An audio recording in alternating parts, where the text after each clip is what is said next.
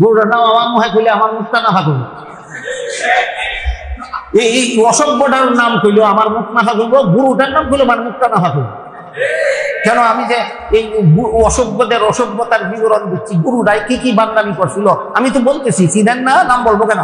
সত্যি যদি হাটাজারির মুতাম হিসাবে তোর সাথে মিলাদ কিয়ামের বহসের তারিখ দিয়ে যদি 17 মাস ফলাইয়া থেকে থাকেন, ইনি দুনিয়ার থেকে বিদায় হয়ে গেছেন, ওনার ব্যাপারে আমি কিছু বলবো।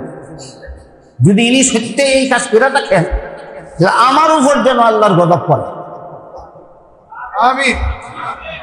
আর যদি তুই উনার বিরুদ্ধে মিথ্যা তহমত দিয়া থাকস, তাহলে তোর 14 গোষ্ঠীর উপর যেন আল্লাহ লানত করে। এই গুরুটার এই সমস্ত অপপ্রচারে আমার বিরুদ্ধে এই অপপ্রচার করেছিল। হাটাজারির হযরত মুতাবিসগুলের বিরুদ্ধে এই বদনাম রটানির আগে আমার বিরুদ্ধে এইরকম বদনাম রটাইছিল। আমি নাকি বারবার তার সাথে মিলাদ কিয়ামের বহসের তারিখ দিয়া পলাইয়া গেছি, অথচ আমি জীবনে কোনোদিন তারা দেখছিও না, তার কথাও শুনছি না, তার মুখটা কালা না সাদা তাও দেখছি না। হেরে বলে আমি তারিখ দিয়ে ফলাইয়া গেছি। বিভিন্ন মাহফিলে যাই মানুষে প্রশ্ন করে, আপনি বলে তারিখ দিয়ে বহসের তারিখ দিয়ে ফলাইয়া গেছেন, ঘটনাকে অত্যাচারে অতিষ্ঠ হইয়া শেষ পর্যন্ত একদিন বলেছিলাম সবার সমস্ত মানুষকে যে আমি একটা দোয়া করবো, তোমরা সবাই আনিন দিবা। কি দোয়া? আমি বলেছিলাম, আমি যদি এই অসভ্যের গুরু অসভ্যরে বহসের তারিখ দিয়ে যদি ফলাইয়া গিয়া থাকি, আমার উপরে আল্লাহর গজব পড়ুক। আর যদি তুই মিথ্যা কথা কইয়া থাকস, তাহলে তোর উপরে আল্লাহর গজব পড়ুক। বরাক বাসের যারো মুলি বাসায় না, মুলি বাসের যারো বরাক বাসায়। বান্দরের ছাত্র মানুষ হয় না, বেয়াদবের ছাত্র কোনোদিন আদব বলা হয় না। আমরা সিলেটি ভাষা একটা কথা কয়, রাত চিনে না গিয়ালে দিনে চিনে, দিনও চিনে না কুত্তায়। এমন কিছু মানুষ সমাজে থাকে যারা রাত্রে চিনে না শিয়ালে, আর দিনে চিনে না কুত্তায়। এমন একটা অসভ্য যে যারা রাত চিনে না শিয়ালে, দিনে চিনে না কুত্তায়, হে ফতিব সাহেবের কয় ফকির না। যারা বাংলা ভাষায় কয়, ববে আসলো কলির কাল, শিয়ালে চাটে বাঘের গাল। ববে আসলো কলির কাল, শিয়ালে চাটে, যেটা গালি দিল এটারে দিনও চিনে না কুত্তায়, রাত্রে চিনে না শিয়ালে। যারে গালি দিল তিনি পৃথিবীর বিখ্যাত আলে। এটা কেমন হইল? এটা হইল ববে আসলো কলির কাল, শিয়ালে চাটে বাঘের গাল।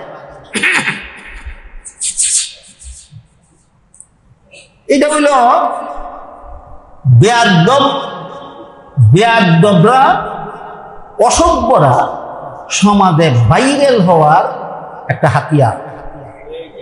নিকৃষ্ট লোকেরা বুজুর্গানে দিন আকাবিরিনে উম্মতকে গালি দেওয়া, তহমত দেওয়া, সমালোচনা করা, এটা হইল নিকৃষ্ট লোকেরা সমাজে ভাইরাল হওয়ার একটা হাতিয়ার।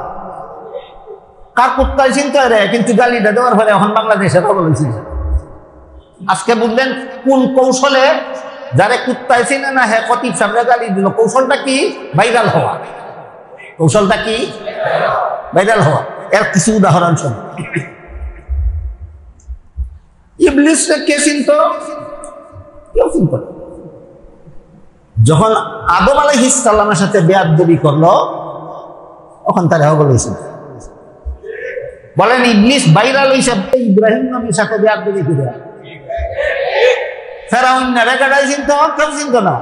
ভাইরাল হইছে মুসা নবীর সাথে বেয়াদবি করে। আবু জাহিল রেগাটা চিনত? ভাইরাল হইছে মুহাম্মাদুর রাসূলুল্লাহর সাথে বেয়াদবি করে। ইয়াজিদ রেগাটাই চিনত? ভাইরাল হইছে ইমাম হুসাইনের সাথে বেয়াদবি করে। বলেন ইয়াজিদ কে চিনত? উল্লেখযোগ্য কেউ চিনত না। ইয়াজিদ দুনিয়াতে ভাইরাল হইছে কি? ভাইরাল হইছে কি করিয়া? হুসাইনের সাথে বেয়াদবি করে। সাহাবায়ে কেরামের মর্যাদা কে চিনত? অন্যান্য মানুষে চিনত না। কি নাম? সাহাবায়ে কেরামের মর্যাদা বলতেছি। ইবনে সাবা, আব্দুল্লাহ ইবনে সাবা, এটারও দিনও চিনত না, কুত্তায় রাত চিনত না, ইয়ালে। কিন্তু ইবনে সাবা ভাইরাল হইছে সাহাবায়ে কেরামের সাথে বেয়াদবি করে। বুঝে থাকলে উদাহরণগুলি বুঝে থাকলে বলুন, নিকৃষ্ট লোকেরা সমাজে ভাইরাল হওয়ার অপকৌশল হিসাবে কোন জিনিসটাকে হাতিয়ার হিসাবে ব্যবহার করে? আকাবিরিনের সাথে বেয়াদবি। আকাবিরিনের সাথে বেয়াদবি করাটা হইলো এরা ভাইরাল হওয়ার একটা অপকৌশল।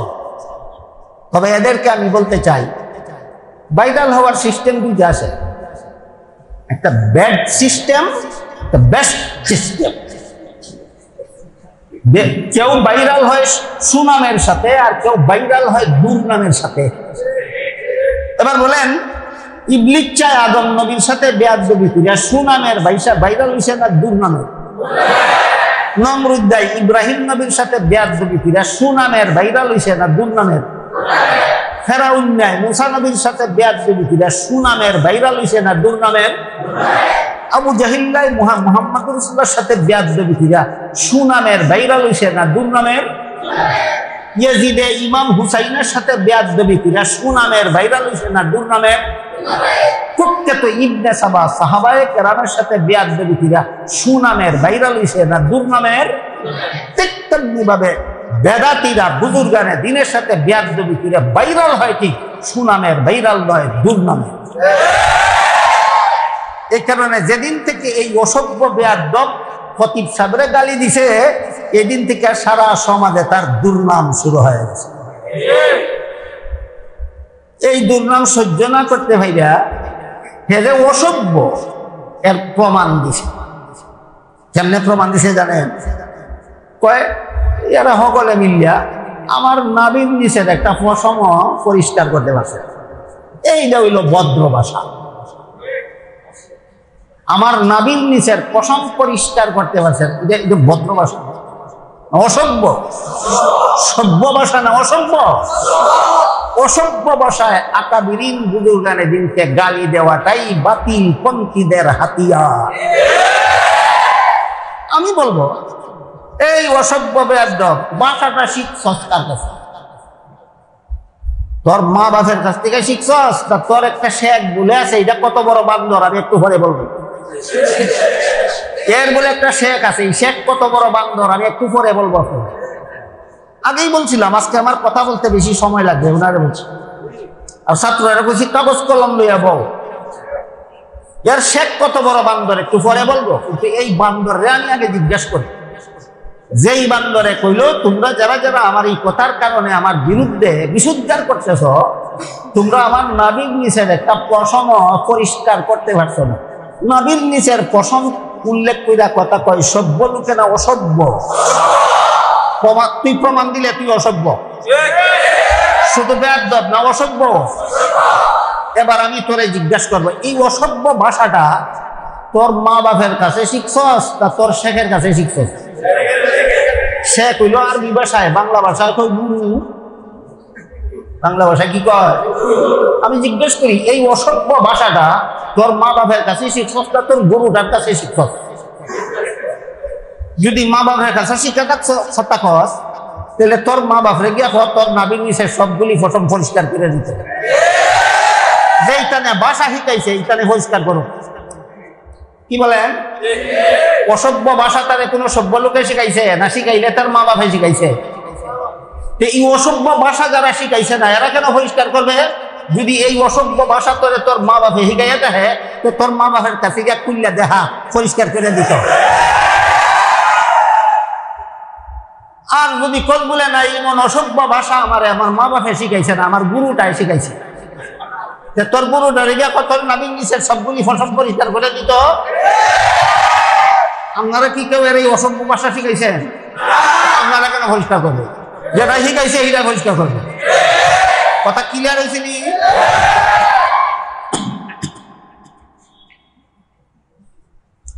এই হলো, আমি আগেই বলেছিলাম যে বর্তমান অবস্থা ব্যবস্থার প্রেক্ষাপটে পরিপ্রেক্ষিতে এমন কিছু বিষ বাষ্প বিরাজ করতেছে সমাজে, এইগুলির কিছু অপারেশন হওয়া দরকার। এই অপারেশনের জন্য আমি আগেই বলেছি ওনাদেরকে, যারা ইন্তজাম করছে, আমার কিছু লম্বা কথা বলতে হবে, বিস্তারিত বলতে হবে, দলিল সম্মতভাবে বলতে হবে। এই জন্য আর কেউ স্মরণ রাখুক আর না রাখুক, মাদ্রাসার ছাত্রদের স্মরণ রাখা দরকার। এই অসভ্যটায় কওমি আলিমদেরকে ওয়াহাবি বলে গালি দিছে। হের গুরুটা এত কবি মেথা চলছে, হের গুরুটা যেটা, হের গুরুটা এত কবি মেথা করছে, তোর গুরুটা তুই ওহাবি রে, তুই শুনবি করতে গেল ওয়াহাবি উস্তাদের কাছে লেখাপড়া শুনবি লেখেন না, তুই তো হারাম দাদা। বংশগত হারাম দাদা না, এলমি হারাম দাদা, বংশগত হারাম দাদা না, এলমি হারাম দাদা। ফরসে কৌমি উস্তাদের কাছে আর কৌমি আলেম ওয়াহাবি। ওয়াহাবি কেন বলে, কে বলে, কাকে বলে, ইনশাল্লাহ আজকে আমি বলবো। আপাতত শুধু এটুকু মনে রাখেন, হে কয় কৌমি আলেমরা রে ওয়াহাবি কইয়া হে গালি দিছে, অথচ হের গুরুটা কৌমি শুনুন।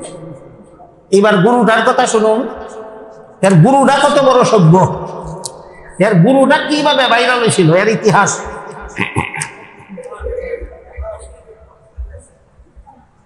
2017 সালের 25শে মে, এই তারিখটা ভুলে যাবেন না বাংলাদেশের কোন মুসলমান। 2017 সালের 25শে মে এই অসভ্য বেয়াদবের গুরুটা হাটাজারির হযরত মরহুম হযরত মুহতামিম রহমাতুল্লাহি আলাইহি, আল্লামা আহমদ শফী রহমাতুল্লাহি আলাইহি, উনার বিরুদ্ধে এর গুরুটা একটা মিথ্যা অপবাদ দিয়েছিল যে তিনি নাকি হাটাজারির হযরত মুহতামিম সাহেব নাকি এর গুরুটার সাথে মিলাদ কিয়ামের বহসের তারিখ রেখিয়া 17 মাস পর্যন্ত পলাইয়া রয়েছেন, বহসে হাজির হয়েছেন। আমি বলবো, আপনারা আমিন বলবেন। সত্যি যদি হাটাজারির মুহতামিম সাহেব তোর সাথে মিলাদ কিয়ামের বহসের তারিখ দিয়ে যদি 17 মাস পলাইয়া থেকে থাকেন, ইনি দুনিয়ার থেকে বিদায় হয়ে গেছেন, ওনার ব্যাপারে আমি কিছু বলবো। যদি ইনি সত্যি এই কাজ করে থাকেন, আমার উপর যেন আল্লাহর গজব পড়ে। আর যদি তুই উনার বিরুদ্ধে মিথ্যা তহমত দিয়া থাকস, তাহলে তোর 14 গোষ্ঠীর উপর যেন আল্লাহ লানত করে। এই মিথ্যা অপবাদ সে হাটাজারি মুহতামিমের বিরুদ্ধে দিছে এই অসভ্য বেয়াদবের গুরুটায়, অসভ্য বেয়াদবের গুরুটায় হাটাজারি মুহতামিমের বিরুদ্ধে এই মিথ্যা জঘন্যতম অপবাদ দিয়েছে। গুরুটার নাম আমার মুখে কইলে আমার মুখটা না ফাঁকুন, এই অসভ্যটার নাম কইলেও আমার মুখ না ফাঁকুব, গুরুটার নাম কইলে আমার মুখটা না ফাঁকুব। কেন আমি যে এই অসভ্যদের অসভ্যতার বিবরণ দিচ্ছি, গুরুটাই কি কি বাঙালি করছিল আমি তো বলতেছি, চিনেন না, নাম বলবো কেন?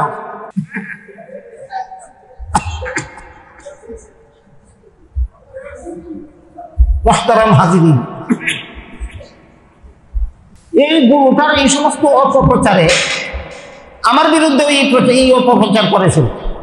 হাটাজারির হযরত মুহতামিম সাহেবের বিরুদ্ধে এই বদনাম রটানির আগে আমার বিরুদ্ধে এইরকম বদনাম রটাইছিল, আমি নাকি বারবার তার সাথে মিলাদ কিয়ামের বহসের তারিখ দিয়া পলাইয়া গেছি, অথচ আমি জীবনে কোনোদিন তারা দেখছিও না, তার কথাও শুনছি না, তার মুখটা কালা না সাদা তাও দেখছি না।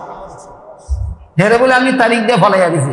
বিভিন্ন মাহফিলে যাই মানুষে প্রশ্ন করে, আপনি বলে তারিখ দিয়ে বহসের তারিখ দিয়ে ফলাইয়া গেছেন, ঘটনাকে অত্যাচারে অতিষ্ঠ হইয়া শেষ পর্যন্ত একদিন বলেছিলাম সবার সমস্ত মানুষকে যে আমি একটা দোয়া করবো, তোমরা সবাই আমিন দিবা। কি দোয়া? আমি বলেছিলাম, আমি যদি এই অসভ্যের গুরু অসভ্যরে বহসের তারিখ দিয়ে যদি ফলাইয়া গিয়া থাকি, আমার উপরে আল্লাহর গজব করুক, আর যদি তুই মিথ্যা কথা কইয়া থাকস তাহলে তোর উপরে আল্লাহর গজব করুক।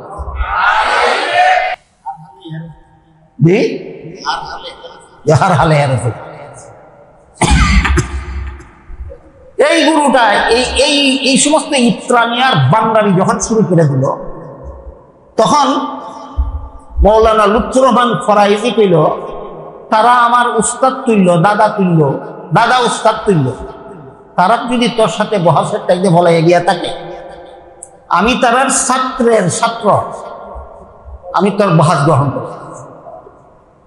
মৌলানা লুৎফুর রহমান ফরাইজি তার বহসের চ্যালেঞ্জ গ্রহণ করলো। উভয় পক্ষ মিল দিয়া 2007 সালের 25শে মে বহসের তারিখ দেওয়া হল। ইসলামিক ফাউন্ডেশনে দেওয়া হইল স্থান। কেতটা বড় বান্দর এই অসভ্যের গুরুটা, এবার লক্ষ্য করুন। উভয় পক্ষ সম্মিলিতভাবে ইসলামী ফাউন্ডেশন কর্তৃপক্ষের কাছে আবেদন করেছে যে আমরা 25 তারিখে আপনাদের এখানে বহসে আসতে চাই, স্থানের জন্য অনুমোদন চাই। তারা এটা চিন্তা করতেছে অনুমোদন দিবে কিনা। এমত অবস্থায় এই বান্দরটাই করছে কি, হে আলাদা আর একটা অনুষ্ঠানের অনুমোদন চাইয়া একই তারিখে একই জায়গায় ইসলামিক ফাউন্ডেশনের কাছে আবেদন দেওয়া আছে। হের একটা ব্যক্তিগত দল আছে তাহরিকে খতমে নবুয়ত। 25 তারিখে উভয় পক্ষ মিলিয়া দিছে বহাসের স্থানের আবেদন, আর হে তাহরিকে খতমে নবুয়তের নামে হে আলগা দিছে একই তারিখে একই জায়গায় আর একটা আবেদন। বলেন দেখি বহাসের তার মানিত স্থান গ্রহণ করলো না বানরামি কইরা বানচাল করলো? এই অসভ্য বেয়াদবের গুরুটা হইল একটা বড় বান্দর। অসভ্য বেয়াদবের গুরুটা হইল একটা বড় বান্দর। শেষ পর্যন্ত ইসলামিক ফাউন্ডেশন বাধ্য হইয়া উল্টা পাল্টা দুইটা আবেদনের কারণে দুটা নাকচ করে দিল। শেষ পর্যন্ত বান্দরে নিজের মুখে প্রস্তাব করলো যাত্রাবাড়ি মাদ্রাসায় বস, তারিখ ঠিক থাকবে, সময় ঠিক থাকবে, ঢাকা যাত্রাবাড়ি মাদ্রাসায় বস। সে ভাবছিল যাত্রাবাড়ির মাদ্রাসার মুতামিম সাহেব বাহাস তাহাস মুনাজারা টুনাজারা এগুলি ইনি পছন্দ করেন, আর আসলে আমিও পছন্দ করি। কিন্তু উফরে হলে করুন কি, উফরে যখন পরে যায় তখন তো পছন্দ করি না বলে প্রার্থনা দিককে বাঁচছে। এই কথাটা কইবার জন্য সুযোগ না পায়। এই জন্য আমার জীবনে আপনাদের দোয়ায় আল্লাহর মেহেরবানিতে ব্রাহ্মণবাড়িয়ার আকাবিরিন বুজুর্গানে দিনের নেক নজরের বরকতে জীবনের একটা দুইটা বহাসে কিছু না, এই সমস্ত বান্দরদের সাথে প্রত্যেকটা বহাসে বান্দরের দল শোচনীয় ভাবে পরাজিত হয়েছে।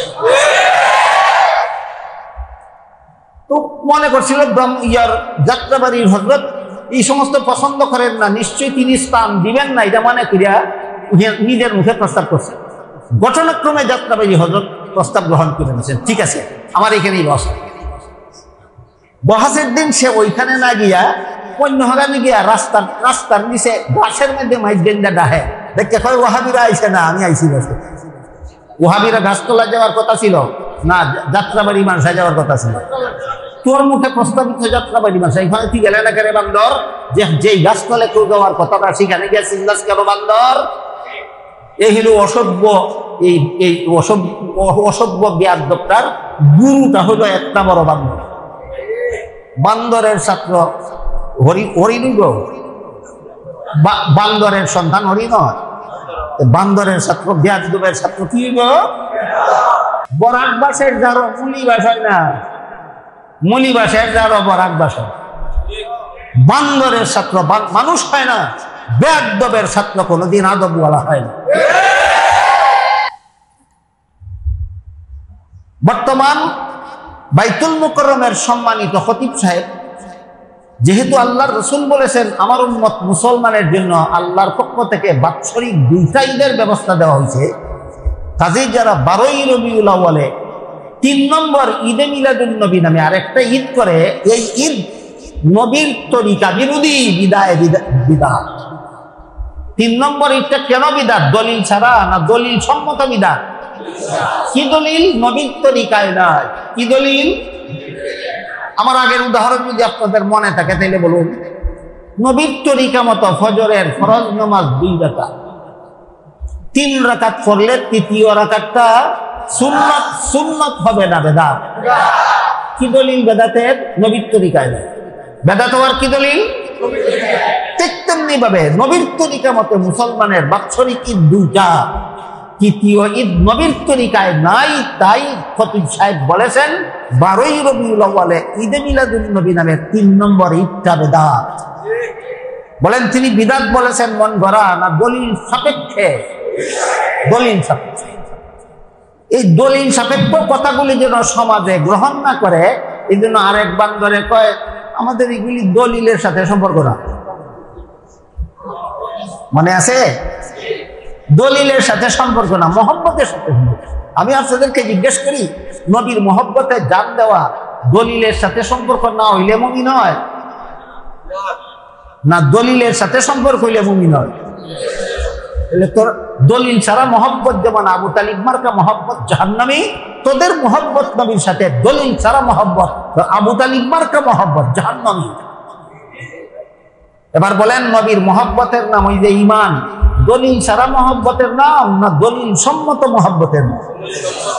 এতক্ষণের কথা যারা শুনেছেন বুঝেছেন তারা বলুন, নবীর যেই মহব্বতের নাম ঈমান, এই মহব্বতের দলিলটার নাম কি? সুন্নত। নবীর যেই মহব্বতের নাম ঈমান, এই মহব্বতের দলিলটার নাম কি? সুন্নত। কত নম্বর অর্থে? এই কথাগুলি অন্তত মাদ্রাসার ছাত্ররা ভুলে গেলে হবে। নবীর মহব্বতের নাম ঈমান, দলিল ছাড়া মহব্বতের নাম ঈমান নয়, দলিল সম্মত মহব্বতের নাম ঈমান। নবীকে এমন মহব্বত করে যেই মহব্বতের দলিল আছে, এই দলিলটা হইল নবীর সুন্নত। কত নম্বর অর্থে? নবীর মহব্বতের দলিল যে ঈমান সুন্নত, এই কথার দলিল হইল রাসূল বলেন, মান আহাব্বা সুন্নতি ফাকাদ আহাব্বানি, আমার সুন্নতকে যে মহব্বত করলো সেই আমাকে মহব্বত করলো। তার মানে হলো নবীর সুন্নতকে মহব্বত করার নাম নবীকে মহব্বত করা, এই মহব্বতের নাম হইল ঈমান। আরো পরিষ্কার ভাবে হাদিস শরীফে আল্লাহ রাসূল বলেছেন, ওয়ামান রাগিবা আন সুন্নতি ফালাইসা মিন্নি, আমার সুন্নতরে যে মহব্বত করে না সে আমার উম্মত নয়। নবীর সুন্নতরে মহব্বত যে করে না সে নবীর উম্মত নয়, নবীর লোক নয়, নবীর দলভুক্ত নয়। একই কথা করে কাজে এতক্ষণের আলোচনায় আমরা বুঝতে পারলাম পরিষ্কার ভাবে, বাইতুল মুকাররমের খতিব সাহেব 12ই রবিউল আউয়ালের ঈদটাকে বেদাত বলেছেন বিনা দলিলে, না দলিল সম্মত ভাবে? এবার আপনাদের বলতে হবে 12ই রবিউল আউয়ালের ঈদ বেদাত হওয়ার দলিলটা কি? নবীর তরিকায় না। 12ই রবিউল আউয়ালের ঈদ বেদাত হওয়ার দলিল কি?